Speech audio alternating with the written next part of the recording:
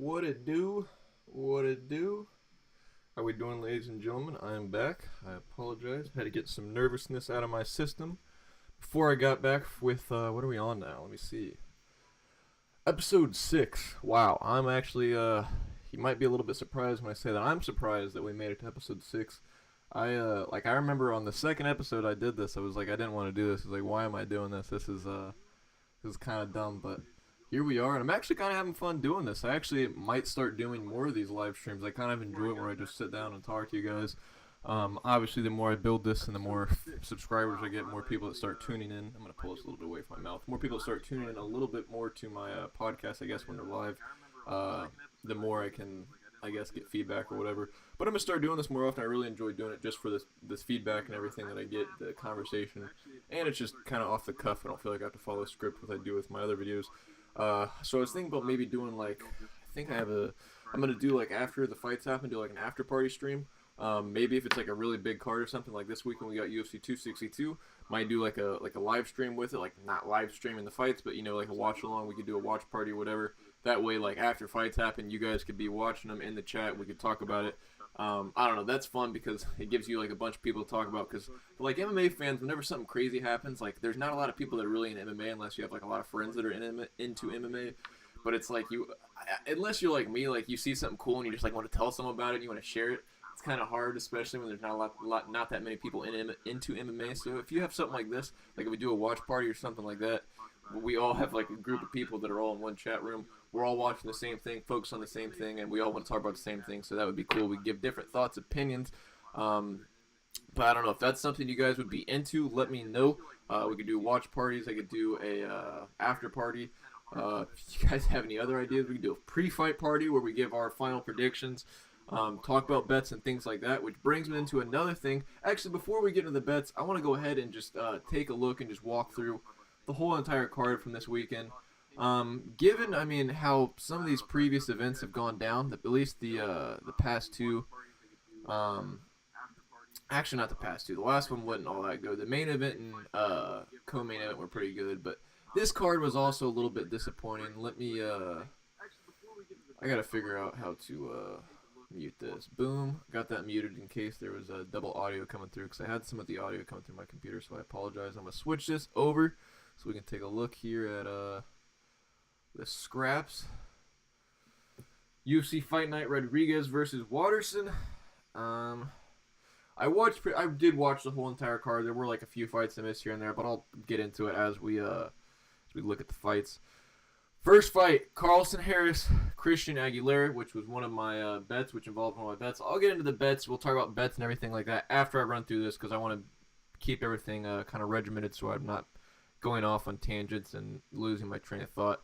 That fight, everyone said going into this fight that was going to be Harris's big advantage was taking him to the ground, and his submission is his top game and his submissions from the top game, which I honestly forget now looking at how it got set up. I think it was off a lazy takedown from Aguilera, and he just hopped on top in that front headlock position.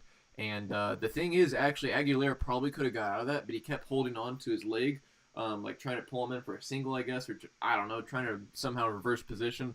But him holding on to that leg actually allowed him, because he had his arm extended up in the air. Because if you're locking in a Darce and your arm's extended like this, there's way less space that you have to wrap your arms around as the person that's choking them, unless their arm's out here. So if you're extended trying to hold on to their leg, there's way less space you have to wrap your arm around, versus if I'm like right here covering up, or if I have my arm like this, like basing out, like they say in jiu-jitsu, like you're on the phone or something, you're just like this. It's so much harder to get your arm around that versus when it's like this. So he was literally allowing him to lock that choke up. But that was pretty sweet. Moving on to the next fight, Tefan Nchukwi and Jun Young Park. I actually, I don't remember. I talked about maybe doing this for a side bet this fight, but I think I may have edited it out because I wasn't confident. I actually was going to throw Tefan Nchukwi in as one of my main bets for this week, but there was just something about this fight that made me feel a little bit uneasy. I felt that Nchukwi might be one of those people because he has really good, well, not really good, but he has pretty decent kickboxing and power. I thought maybe it was just going to be a very one-dimensional fight, and you kind of saw that, especially when he went to the ground. He didn't seem like he had the same grappling or anything like that. It seemed like he was just running off sheer power. Unless I'm thinking of the Phil Hawes fight, that might be it. Nah, it wasn't the Phil Hawes fight. I think it was this fight. But I was a little nervous going into this fight, and especially like a lot of people I see on Twitter, other cappers on YouTube, things like that, people that talk about the fights, breaking down the fights, they weren't too confident on how this was going to play out either. So I just ended up staying away from it. I think that was the smart decision because it would have gone the way I would have bet. So I'm not arguing anything. I think Park looked really good. I think Nchukwi's just really green. He's only had like six fights total. He's only had I think 2 UFC fights. So he came in like on the Contender Series at 3-0. Like the guy is super green. He does have kickboxing experience, I believe, maybe some boxing experience, but like not super extensive. Not like someone like Adesanya who has over 100 fights or something like that. So I mean, I think he's just green. I think he just needs time to really develop and put it all together. I guess in terms of MMA, I think that's what Park was doing really well. Park has a very good jab, and I think he was just like mixing up, took it to the ground. I just think Nchukwi needs more time. That's really the biggest thing. Moving on to the next fight, Ludwig Klein, Michael Trizano. If you guys watch my betting video, you'll understand the reason why my tone shifted, but we'll get into that when we talk in the betting video. I didn't see this fight. This is actually, I was in the middle of driving over to my buddy's house when this fight happened, and yeah, Michael Trizano won that fight. Moving on to the main card. This thing will load. Alrighty, very first fight in the main card. Good fight. Phil Hawes and Kyle Daukaus. This was one of the single bets I did for my video. This fight, honestly, was a pretty good fight. I was actually really excited that Hawes won in a decision because I didn't really see him winning a decision. I honestly thought he would come out guns blazing in the beginning, and that was just going to be his route to victory. But nonetheless, he beat him to a decision. I'll get into that in the betting video as well. Daukaus actually looked very good. I think his problem was he was just getting overwhelmed. I think there was a definite power advantage, and I think that's what that was like why Daukaus was slowing down.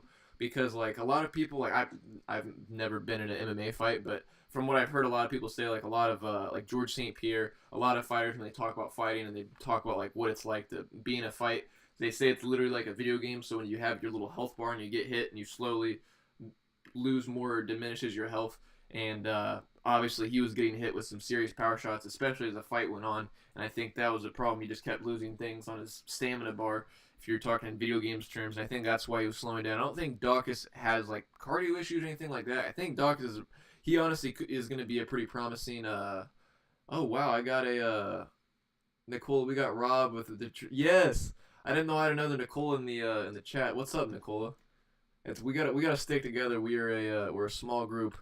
We gotta keep fighting the good fight. We did get robbed on that though. But no, back to the Daukaus Hawes fight. Honestly, I think overall Daukaus might be the better overall fighter, but I think Hawes just had the power advantage, and I think I don't know. It was a very good fight. I really enjoyed watching this fight, and I'm glad it went the way it went. But it was I learned. I feel like we saw a lot from both fighters, and I feel like Hawes really needs to tighten up his cardio and. Even in some wrestling or like not wrestling exchanges, more like jiu-jitsu, grappling exchanges, Daukaus looked a little bit dangerous. Like he was throwing up arm bars and things like that from guard. I think he needs to tighten some of that stuff up. Both fighters look really good. I was impressed with both of them. Keeping it moving, Gregor Gillespie, Diego Ferreira. This was also another one that I bet on, and we'll get into that in a little bit. But Gregor Gillespie looked great. Ferreira was actually scaring me though. He's putting up a lot of submission attempts. I mean, I knew Ferreira as a black belt in jiu-jitsu, and I knew he was obviously very tough. He's only lost like Beneil Dariush and I forget who else. Like it was I don't know, but it's like legit UFC fighters. Like no jokes. I was really impressed with how he performed, and Gregor Gillespie looked great. I think honestly he just got him in a bad position, and that's why the fight got stopped. Because I really think it was back and forth, especially when it went to the grappling exchanges, where that's where Gillespie's whole game is built around. It's just grappling, pressure, constantly taking you down, constantly just being in your face and swarming you with takedowns and things like that. Ferreira hung in there, and every time they tried to take it to the ground, he hung in there with him. And he put up a lot of submission attempts. So he kept going for those Kimuras and things like that. And he was scaring me there towards for a minute, but I think Gillespie just he found an opening and took the opening for what it was and got a victory. But moving on, Maurice Green and Marcos Rogero de Lima. I didn't bet on this fight. I like Maurice Green, but I just didn't bet on this fight. I don't. Heavyweights are so dicey because like literally they're heavyweights, anything can happen. You literally get hit with any punch and the fight's over. It changes the course of the whole fight. And heavyweights are just like I was talking about last week. I feel like it's similar to women's fighting. How like there's a big drop. There's like the really good people at the top, like your Ngannou, your Stipe, your Curtis Blades, and then there's a really big drop off after that in terms of like talent and skill because like it's just like you could have someone that's unranked that comes in and fights a ranked person and looks really really good, and then they can keep climbing because they're ranked now, and then they just keep getting worked by people. I don't know. I just feel like heavyweights are really dicey, and that's why I was staying away from that. But I didn't see this fight, but actually I did see it. I just kept seeing Green on the ground, and I think Green, his problem is he's like too skinny. He's got a weird build because he's like 6'7", but he's like I feel like he would have trouble making 205, but I don't know. He's kind of in a weird spot. And I think he's like 9-6, 9-7 now, so he might be looking at being on the chopping block or out of the UFC, which sucks because I like Maurice Green. He seems like a really nice guy, but that's unfortunately the fight business. Keeping it rolling onto the co-main, the co-main, Neil Magny versus Jeff Neal, Neal versus Neal. A lot of people in the betting community predictions, like whatever capping, I guess, whatever you want to call it, handicapping in terms of betting. And UFC, we're talking about how Neil Magny was the underdog to bet. Everybody I saw said bet on Neil Magny. Jeff Neal obviously was a pretty big favorite, minus 200. I really was surprised that it was that close of a fight. If anything, I would see it being like maybe like a minus 130 plus one of like something like that, like a pretty not minus 200. But I think Neal did a good. I think he just did what he had to do to win. I think that's what Neal's good at. He mixes it up and just finds where he can exploit you and take advantage, and then he just works you from there. But I was pretty impressed with Magny's performance. I think I don't know. I think Neal's like I don't know. I think both these guys are very tough. I don't feel like I can diminish Jeff Neal because obviously Neil Magny's very tough. He's had loads of UFC fights, so I feel like that's definitely what played into the experience factor played into Magny being able to pull this off. I wouldn't like degrade Jeff Neal for this performance, but I think he definitely has some things to work on in terms of like clinch grappling and things like that. Magny looked great, keeping it rolling. Cerrone and Morano. I was really surprised that Cerrone was a minus 200 favorite, to be honest. I mean, Cerrone said he was going to go out there and spar in the back before he went out there so he could get like the jitters and everything out so he's like ready to go when he actually steps in the cage. Still looks stiff, and I think that's just Cowboy. Cowboy doesn't move at all. Even though he said he was working on his movement, he doesn't move. He's very stiff, and when he throws punches, it's so telegraphed and so slow. He's just sitting there like it's like he's really good at like once he gets going in his combos, and then he can set you up, like almost push you into something, like an example of the Adesanya and Whitaker, like when Whitaker got knocked out, Adesanya like threw something and pushed Whitaker into the hook that knocked him out, and that's what Cowboy's good at, things like that, flowing into something that's going to catch you. But a lot of the times when he gets in these firefights, because he's so slow and telegraphs everything, people just overwhelm him. They throw a bunch of power and they just swarm him, and he can't hang with that. Like he just gets overwhelmed, and then that's when he starts covering up, and that's exactly what Morano did. I think Morano just started getting wild on him, and that's what you have to do with Cowboy. Cowboy can't deal with that, and if you bet on Alex Morano, I'm actually kind of mad at myself that I didn't, because I was really expecting. Everybody knows Cowboy's a slow starter. You got knocked out in the first round, and you got overwhelmed, and that's like the problem with Cowboy. So that's pretty much how I think I expected that fight to go. But if you bet on him, that's easy money. Marina Rodriguez, Michelle Waterson, the main event. I tried watching this fight, and I started watching the very beginning, and it's just it wasn't a very exciting fight, simply for the fact that like a majority of it, Michelle Waterson is throwing her strikes from 10 feet out, like she's not even trying to hit her target, which is kind of annoying. I don't know, Rodriguez. She was scaring me though for like in the third or fourth inning whenever she took the fight to the ground, because I wasn't watching the fight. So when I look up and I see Waterson had Rodriguez on the ground, I was like, ooh, that's not good. But for the majority of the fight, it was on the feet. Rodriguez was tagging her up, and I think that's how the fight played out. Pretty much, I would say honestly how I expected all these fights to play out. Neil Magny one kind of surprised me a little bit. I mean, everyone said to bet on Neil Magny because he was the favorite to pick, but I stay away from things like that because I'm trying to make the most money that I possibly can, so staying away from the risky fights or how do I try to do that. So that was a fight that I saw risky, but getting into the bets now, I'm going to, let me see if I can switch over. I don't think that was, there was that much of audio. That was probably out maybe a couple minutes, 3 minutes. I'll just recap from where I was. Very first parlay that we had, Ludovic Klein and Carlton Harris. Ludovic Klein, biggest favorite on the card. Who I thought was a lock. There was a couple people that said that he wasn't a lock. MMA Lock of the Night, another YouTube guy, said that he was a little bit nervous about this fight. That's why he was staying away from. I didn't listen. Carlton Harris, the riskier of the two legs, the very first fight on the main or of the night actually, won first round submission. So I thought it was going to be a lock. The riskier of the two legs hit minus 160 some favorite. That one hit. And Ludovic Klein was the only other leg that was left, and I thought it was an automatic lock. He was the biggest favorite on the card. Ended up selling the bag, lost a split decision to Michael Trizano, which sucks because he has way more experience than Michael Trizano, and I just thought he was a way better fighter than Trizano. I didn't see the fight though, which sucks too because I was just expecting it to be an automatic win. So that does suck. The biggest favorite on the card is what gave me my first loss. But nonetheless, we keep it rolling to the second parlay, which really was the first parlay I talked about in my video. Amanda Hebos, who actually tested positive for COVID. That's why there's a V next to her name. That bet was voided. She tested negative for all the other COVID tests leading up all week. And then the one right before the fight tested positive. They don't know if it was a false positive or not. And they just, I guess, the Athletic Commission, UFC, didn't want to take a risk, which makes sense. And they didn't let the fight go on. So they called that fight off. So that leg was voided. So really, altogether it was actually plus 134 for the parlay, but since that leg got voided, it was minus 182. We saw Gregor Gillespie win with the second round knockout, so I cashed in there on that parlay, or I guess single bet, and then keeping it rolling to the other single bet, the third bet that I talked about in my video, Phil Hawes.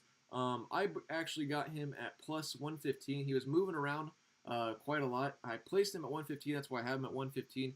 Then I think when I made the video, he was plus 110, and then I think he closed at plus 108 right here, which is another thing too. You guys gotta, like, if you guys want a good tip for placing your bets and like trying to get the most money out of whenever you place your bets, you gotta you should place your bets early because the lines move a lot, especially the closer they get to the fight. Ludovic Klein, for example, even though I flipped and lost on this one, I bet him when he was at like minus 245, which is pretty big. Like that's almost like not worth betting on. Minus 245, but he ended up closing at minus 290 on DraftKings. I think it says different on other places, but at DraftKings, I believe he closed at minus 290. So, I mean, Phil Hawes, again, I got him at plus 115, which is, you want those numbers versus plus 108. You want to try to place your bets early because you're going to make the most money. He moved. He was an underdog. Line moved, but I got him a good value. That bet hit. So, for this weekend, we closed at 2-1 on the bet, putting a dent in my record. I am now 12-1. Since I started making these little betting videos or whatever, since I've been doing this, I've made prediction videos, but I'm not really counting those just because I haven't really been taking those series in terms of like promoting them as my betting videos. Since I've been doing these betting videos, I'm 12-1. Sucks because of the biggest favorite was the one that sold the bag. Like if the biggest favorite would have hit, I'd be still undefeated. Another undefeated week. Nonetheless, drop my pen. Nonetheless, we keep it rolling. I apologize for the audio issues, but we're gonna keep it rolling here. I got my looking at. Oh yeah, by the way, I was gonna tell you guys I had a proposition from some people to actually. Let me go ahead and switch this over so I can get back to the other scene. A proposition from some other people. I don't want to call it a fight club because it's not a fight club. I don't think people are getting paid. Just think of it more as a fight night kind of thing. You know, when you're in high school and your buddies get around on a Friday night and you throw on boxing gloves. I sound like Ben Askren because this is word for word what Ben Askren said in an interview. But anyways, it's like it's like a fight night kind of thing. I got proposed to be a commentator and like host a little fight night thing, fight club, whatever you want to call it. I'm not gonna call it a fight club because that's not what it is. But it sounds funny and I don't want to get flipping shut down by the authorities for saying that. But There might be potentially me doing a live stream and hosting a fighting event, a fight club, fight night, whatever you want to call it. So if if that's something you guys are into, it's gonna be like Rough and Rowdy, probably a little bit more ratchet. I think it'll be pretty funny if I can somehow work to get it on my channel and make sure I'm not gonna like get in trouble or it's not gonna be like illegal or anything like that. I'm gonna do it for sure. I can live stream it. We could do like a whole flipping production for it. Have like the decals, tail to tape, everything. I'll do it. But if that's something you guys want to see, let me know because I think that would be really really funny. Also, I'd mentioned last week the call-ins. We got call-ins. You guys can do call-ins. If you look in the description though, I I was thinking of this would be fun because in this way I'm not getting any idiots or trolls calling in and they're not going to be like messing with me. So if you look in the description, it's $5. You call in, Venmo the account below, $5.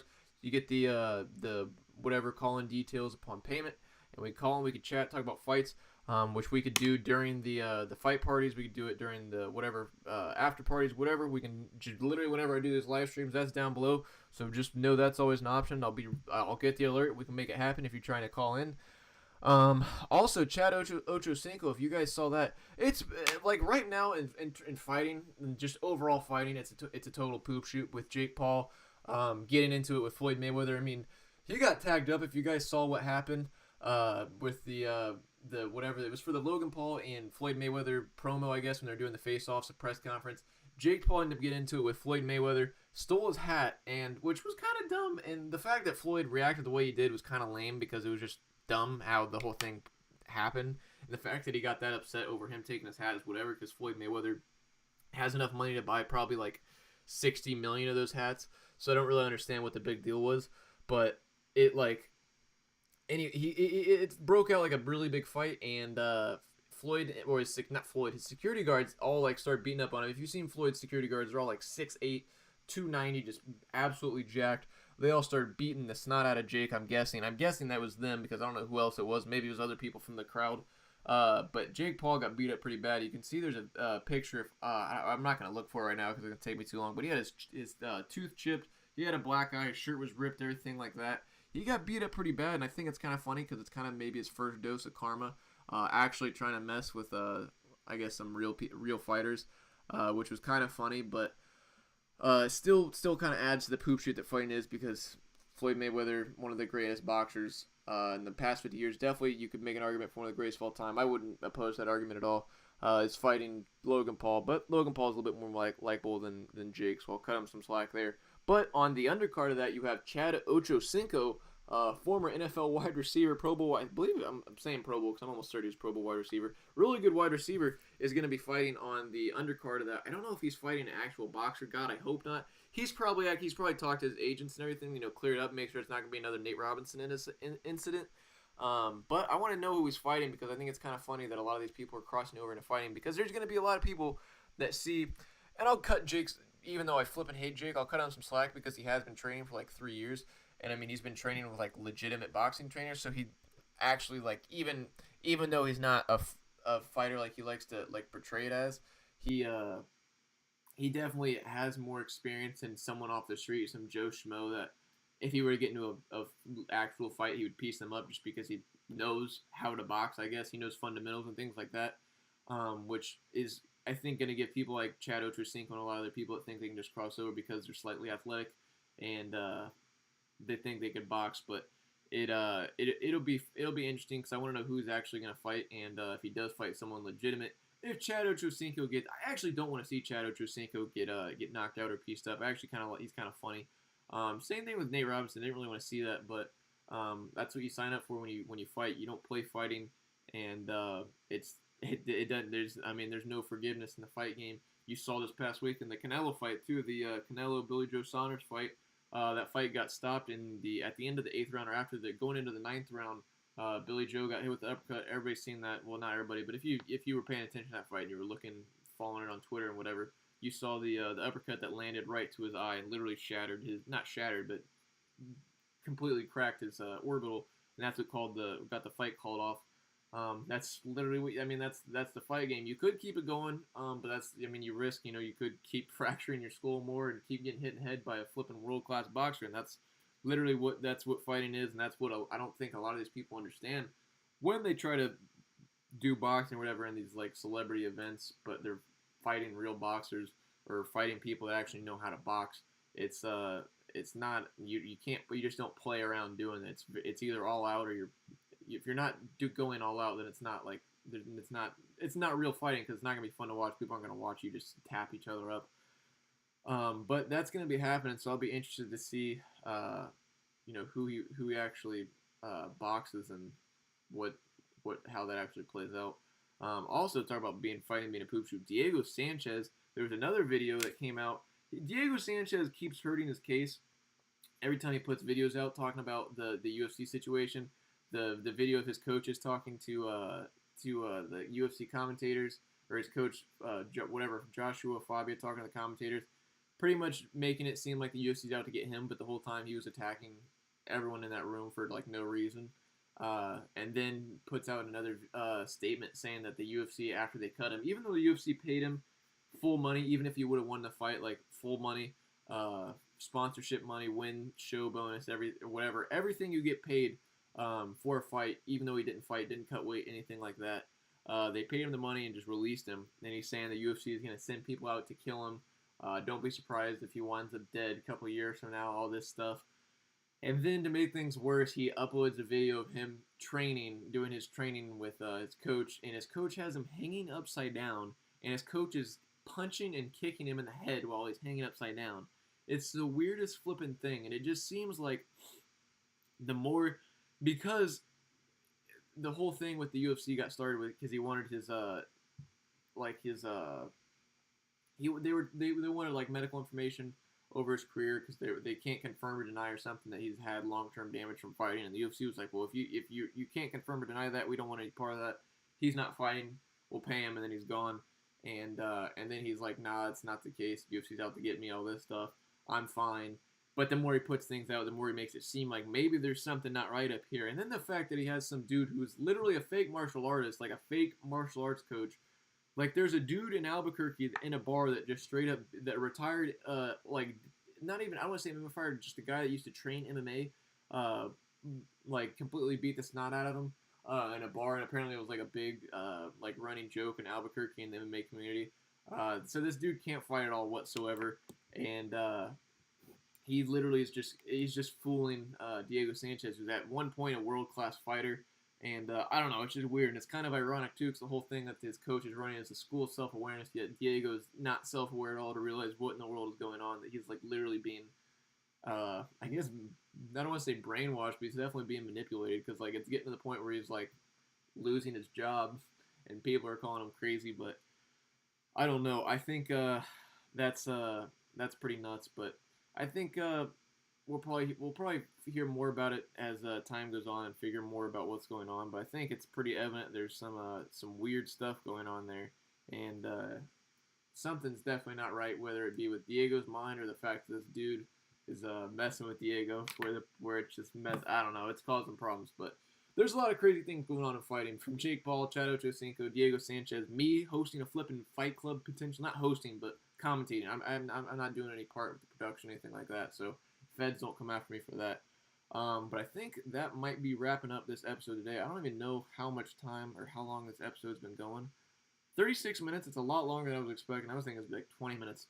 I think that's all I got for today. I'm going to be working on some videos this week. I didn't do a reaction video this past week, or this past whatever, for the Rodriguez-Waterson fight, simply for the fact that I didn't see this fight being really exciting in terms of like knockouts, things like that, and it really wasn't. There weren't any like crazy knockouts. I'm like, oh my god. I think like the craziest thing was probably that maybe the Carlton Harris submission. That was the coolest to me, but there wasn't really all that crazy fights. So I didn't make a reaction video. This weekend though, we got UFC 262. I'll go through that, give my quick predictions because I actually haven't done that. Quick predictions. I'm going to be doing a betting video this week. I already had somebody ask me to make UFC 262 betting video. I will have that out. Try to get that out as soon as possible. No later than Thursday. Running through really fast. Joe Alvarez. I don't know. Tucker Lutz. Gina Mazzani. Jamie Pickett. Mike Grundy. Those are... I think some solid picks out of here, too, are Alvarez and Grundy, because Alvarez minus 190, Grundy's like minus 124. Keeping it rolling. Obviously not official bets. I'll talk more about that in my video. Andrew Lee and Antonia Shevchenko, going with Shevchenko.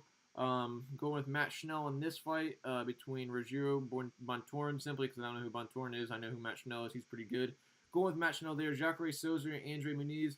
I'm going with Jacare, even though I feel like Jacare is definitely past his time. I mean, he's pretty old. Like, he's like at least 40. I'm going to look that up. He's got to be, I'm actually kind of surprised the UFC hasn't cut him, because the UFC's been on tear with cutting people that are just past. He's 41 that are past their time, and I think he's definitely past his time in terms of title contention and everything. Keeping it rolling. Main card, Shane Burgos, Edson Barboza. This is a really good fight. I want to give like the experience and overall skill edge to Barboza, but I think Burgos is pretty wild, and he has probably the power advantage just because he's a pretty big dude. I don't know. My heart would say Barboza, but I would be surprised if Burgos pulled it off. I'm gonna stay away from that probably betting wise. Caitlin Chukagian and Vivian Arulo. I really don't know. I'm gonna go with Chukagian just because she's a former title challenger. But it can be kind of it's tough predicting some of those fights. Jack Hermansson, Edmund Shabazian. I actually kind of surprised the UFC's feeding Jack Hermansson, Edmund Shabazian, coming off of Shabazian's first loss when the UFC was trying to really kind of build him up. He was undefeated at one point, and obviously he's coming off his first loss. Might mess with his confidence, and then fighting someone like Jack Hermansson is really, really tough. And you're coming after your first losses. I mean, the UFC is really, I guess, putting some pressure on him because they want to see a statement out of him. I don't know what the lines are on this fight, but I would guess that Jack Hermansson has to be a favorite. I'm probably going to say, I'm going to say Jack Hermansson's going to win this fight because I think overall, I think Jack Hermansson's just a lot bigger, and I think that's going to pose problems in terms of like at Shabazian really doing damage. And I think Hermansson's got that pressure where he's going to constantly be in your face, and he mixes it up well with his grappling. He's long. And when he gets the fight to the ground, he's really slick on the ground. I mean, you saw he submitted Kelvin Gastelum in like the first 2 minutes of their fight with a heel hook. He's very slick, and he can get you pretty much anywhere. He's knocked out. He can knock you out. He can finish you on the ground. And I think he's just got a weird body type. He's long and he's big, and he's not like long and skinny. He's long and big. And I think that's going to pose some problems for Shabazian. So I'm going with Hermansson. Co-main event: Tony Ferguson, Beneil Dariush. I actually am kind of surprised that Tony Ferguson is an underdog. He is coming off of his back-to-back losses between Oliveira and Gaethje. I'm actually really surprised that they have him coming in as a underdog to Beneil Dariush, because Beneil Dariush, I mean, he is tough and he is pretty well. He's definitely well-rounded, but I want to see, like, in terms of competition, he did just beat Ferreira, who we saw this past weekend. He beat Ferreira twice, but I really don't know, like, I can't look at his record and be he beat Drew Dober, who's tough.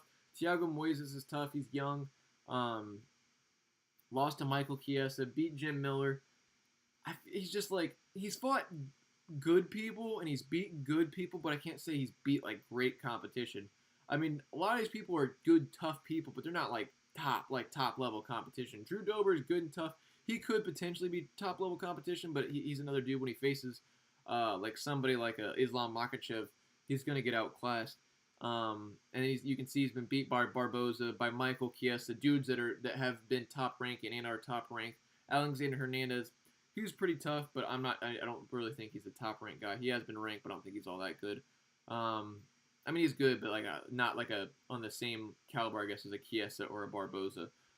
So I feel like when it comes to fighting those kind of people, and Tony Ferguson is definitely one of those type of people.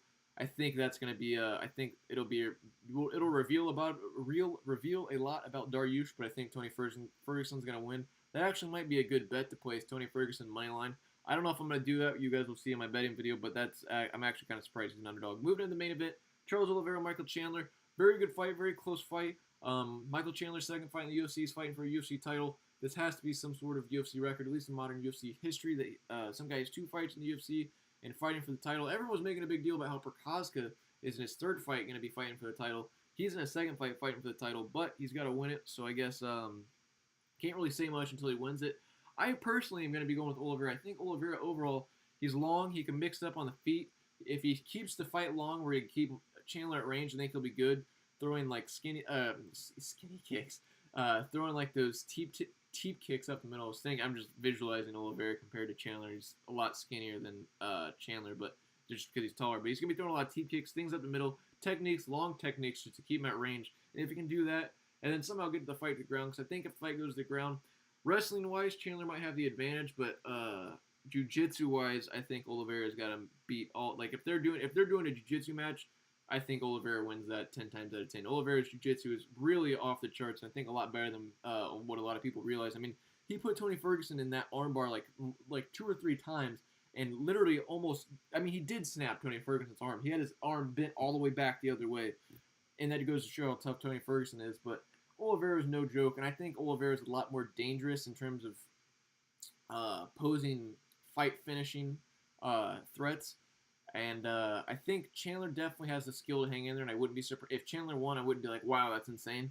But I think Oliveira is more dangerous, and that's why I'm going to be going with Oliveira. Those are my picks though for this weekend. Official betting video will be going. I realized I didn't switch my scene over, but it doesn't really matter. You guys heard the picks. Official betting video will be up this week. I'm going to be working on hopefully getting out another video. I'm going to try to do 2 videos this week, plus the podcast, so 3 total videos. I had my mom reacts to UFC 261. I uploaded that to the Chris Weidman broken leg and everything. I uploaded that on Saturday, so if you guys have not seen that, go ahead and check that out. Pretty funny, especially her reaction to the Chris Weidman, that she was not expecting that at all. So that was pretty funny. Go ahead and check that out if you have not seen that. If you guys have any video ideas, things you guys want to see me do, if you guys live stream ideas you guys want to see me do, like I talk about the after parties, the fight parties, let me know in the chat of this or whatever. And I don't know. I think that wraps it up. I don't have anything else really to talk about. Like, comment, subscribe, and I guess I will see you guys next week for another episode of MMA Mondays, or in between if you guys check out any of my videos. Other than that, thank you guys for watching.